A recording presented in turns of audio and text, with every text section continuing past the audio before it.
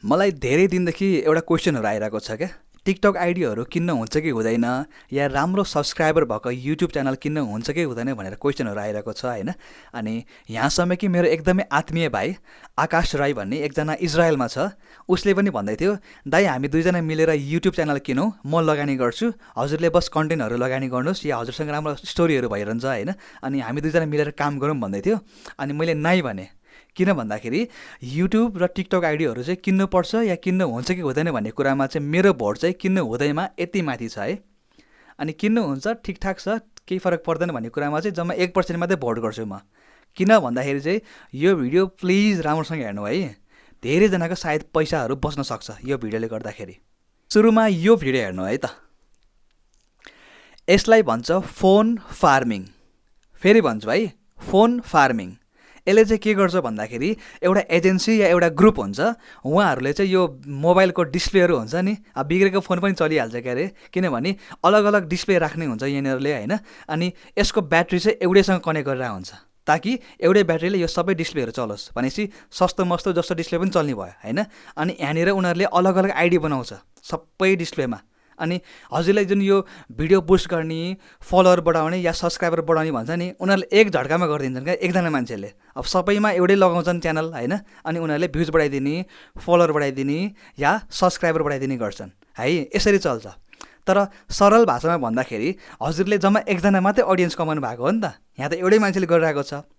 Original या धेरै मान्छेहरू हजुरले फलोवर बटुल्नु भएको त होइन नि त, यसरी बुझ्नु है हजुरले। अब यस्तो खालको बुस्टिङ भनेको चाहिँ त्यो मान्छेहरूलाई ठिक हुन्छ जसले कारोबारहरू गर्नुहुन्छ क्या। जस्तै अब सामानहरू बेच्ने भयो, उदाहरणको लागि बाइचान्स उहाँहरूले अब लत्ता कपडा बेच्नुहुन्छ, घडी चस्मा, उदाहरणको लागि भन्दैछु है, उहाँहरूको भ्युजहरू अलिकति आउँछ, अनि धेरै हल्का भ्युज भइसके पछाडि टिकटकले पनि अलिकति मान्छेको बिच पुऱ्याइदिन्छ, त्यो भएपछि उहाँहरूको व्यापार चल्छ।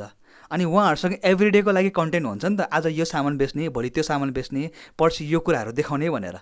अनि तपाईँ हामीसँग एभ्रिडे कन्टेन्ट छ त, छैन नि त। मानिलिउँ हजुरले आइडी किन्नु भएछ, राम्रो फलोवर्स छ, भ्युज पनि राम्रो गराइदियो, त्यस पछाडि हजुरलाई त आइडी दिन्छ, भोलिपल्टदेखि उहाँहरूले भ्युज त ल्याउँदैन, भोलिपल्टदेखि त हाम्रो काम हो। अनि हामीसँग एभ्रिडेको लागि कथा छ त, छैन नि त। अनि बिस्तारै इम्प्रेसन घट्छ, अनि हाम्रो आइडी मर्दै मर्दै मर्दै जान्छ, या हाम्रो च्यानल मर्दै जान्छ है। यो बाहेक अर्को पनि एउटा खालको बुस्टिङ हुन्छ है, त्यो चाहिँ डाइरेक्ट कम्पनीलाई तिर्ने क्या। जस्तो एक्जाम्पल टिकटक कम्पनीलाई नै तिरेर आफ्नो भिडियो बुस्ट गर्ने, या युट्युब च्यानलमा डाइरेक्ट गुगल एडबाट पैसा तिरेर बुस्ट गर्ने। अब यो चाहिँ धेरै झन्झटिलो भएको भएर सबैले गर्दैनन् होइन, सबैले यो एजेन्सी मार्फतबाटै गर्छन्, एजेन्सीले राम्रो काम गर्छ गर्दैन थाहा हुँदैन। अनि यसको हामी आफैले गर्नको लागि चाहिँ डलर कार्ड बनाउनु पर्ने हुन्छ ब्याङ्कबाट, जुन नेपालबाट पनि हुन्छ है। त्यो गर्नुभयो भने चाहिँ सायद हजुरलाई अलिकति हेल्प हुन्छ या च्यानल ग्रो गर्न सजिलो हुन्छ। मैले पनि पहिला एक दुईचोटि ट्राई गरेको छु, हुन्छ नेपालबाट भ्युज पनि आउँछ, तर डाइरेक्ट कम्पनीलाई है। यो पनि कस्तो खालको बुस्टिङ भन्ने हुन्छ, फलोवर बढाउने कि या धेरै माझमा पुर्याउने कि, यस्तो खालको पनि हुन्छ। अनि यो चाहिँ सेफ पनि छ है। अनि यो बाहेक भनेको चाहिँ अर्को हुन्छ, युट्युब च्यानल धेरै फलोवर भएको या धेरै फलोवर भएको टिकटक आइडीहरू चाहिँ किन्ने कि नकिन्ने भन्ने कुरामा चाहिँ म के भन्न चाहन्छु भन्दाखेरि, सुरुमा चाहिँ हजुरलाई म एक्जाम्पलबाटै सम्झाउँछु है। केही दिन अगाडि राजावादी आन्दोलन भएको थियो, याद छ हजुरलाई?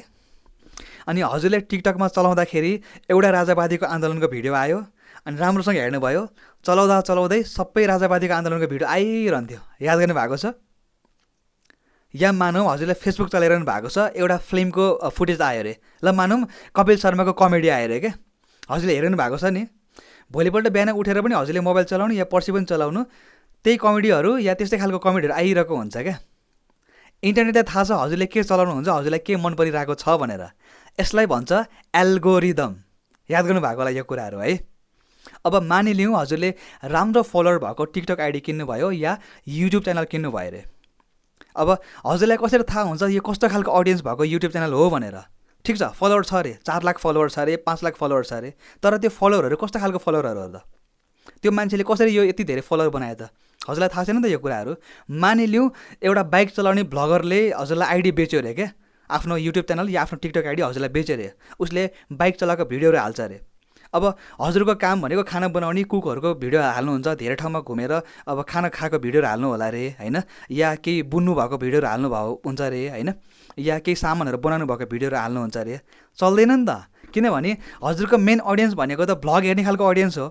अनि युट्युबको इम्प्रेसन घट्दै घट्दै जान्छ क्या, हजुरको त अडियन्सै गलत परिरहेको छ नि त। त्योभन्दा त हजुरले आफ्नै भिडियो बरु युट्युबमै तिरेर पोस्ट गर्नुभयो भने चाहिँ सायद काम गर्न चल्छ होला। यदि हजुरसँग कन्टेन्ट छ भने मात्रै हजुर रात साँच्चै क्रिएटिभ कामहरू गर्नुहुन्छ, भिडियोहरू बनाउनुहुन्छ होइन, रेगुलर यसको यही बारेमा काम गरिरहनुहुन्छ भने ठिक छ पोस्ट गर्नु। नभए साधारण मान्छे हुनुहुन्छ भने ठिक छ आफ्नो मनोरञ्जनको लागि गर्नु भएको छ भन्दा भिडियो मात्रै हाल्नुहोस् न, पोस्ट किन गर्नुहुन्छ र? त्यो पैसा त खेर गए जस्तो भयो नि होइन र? अब यो भिडियो बनाउनुको उद्देश्य पनि यही हो। अब कतिजनाको बिचरा कस्तो मेहनतले कमाएको पैसा हुन्छ होइन, मान्छेको लयमा लाएर आइडीहरू किन्नु होला, पछि आइडीमा राम्रो भिडियो हाल्न सक्नुहुन्न या कन्टिन्यू गर्न सक्नुहुन्न, अनि त्यो पैसा फोकटमा जान्छ क्या। कस्तो माया लाग्छ क्या मलाई। अनि यो चाहिँ नहोस्, मेरो भिडियोले एकजनाको मात्रै पैसा बच्यो भने म सक्सेस भएँ, मलाई धेरै खुसी लाग्छ। हजुरले साँच्चैकै कन्टेन्टहरू बनाउनुहुन्छ, नयाँ नयाँ भिडियो कथाहरू बनाउनुहुन्छ भने ठिक छ, नभए प्लिज यो फोकटको खर्च चाहिँ नगर्नुहोस् है। काम छैन, तपाईँलाई पछि आइडी तपाईँको मर्दै मर्दै जान्छ क्या, फाइदै छैन क्या। अनि नरमाइलो लाग्छ मलाई त्यस्तो कुराहरू सुन्यो भने, देख्यो भने चाहिँ।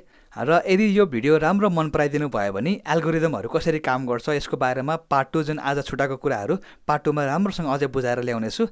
धेरै लामो भयो भने हजुरहरूलाई नि बोर लाग्छ। आई होप भिडियो मन पर्यो होला। यदि मन परेको छ भने चाहिँ अब फलो, सेयर, रिपोस्टहरू के हुन्छ गरिदिनु होला। अनि आफ्नो साथीहरूलाई सेन्ड पनि गरिदिनुहोस् है। यदि यस्तो कोही कुराहरू गर्ने मान्छेहरू हुनुहुन्छ भने चाहिँ मलाई पनि हेल्प गरिदिनुहोस्। र मेरो भिडियोले अघि नै मैले भनिहालेँ, मेरो भिडियोले यदि कसैलाई सहयोग गर्छ भने मलाई धेरै नै खुसी लाग्छ यो कुराले चाहिँ। बस त्यही भएर यति वर्षमा हेरिदिनु भयो। थ्याङ्क यू सो मच सबैजनालाई।